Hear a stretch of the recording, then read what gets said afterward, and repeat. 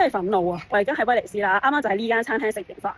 咁隔離台有對男女啦，我懷疑係香港人嚟嘅，因為佢有講到咩1蚊斤雞啊，真心咩呢啲，咁我覺得佢哋係香港人啦嚇。咁我憤怒啲咩咧？就係因為佢哋兩個都唔知食啲咩啦。咁後尾個女仔就不如我哋食龍蝦咁樣。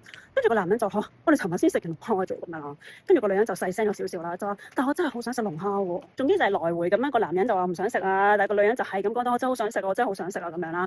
令到我最敏陣係啲咩咧？就係個男人佢問 AI，我哋而家嚟到呢間餐廳，你幫我睇下個 menu 有啲咩好推介咁喎？仲要勁柒喎，佢開到部電話勁大聲，聽到 AI 點樣答佢，真係莫名其妙啊！咁我期間咧有同個男人對眼咗幾次嘅，佢個樣咧仲要好得戚好威咁樣，即係我真係心諗咩料啊！個女仔話我好想食龍蝦，邊隻字佢聽唔明啊？我好想食龍蝦，嗌啦真係。即係我覺得你唔想食龍蝦咧就好閒嘅，你唔想食但係人哋想食啊嘛，咁你都要嗌㗎係咪先？咁你自己嗌過第二樣嘢咯，但係佢又要諗唔到，又要問 AI，即係你信 AI 但係唔信你同行嘅女仔。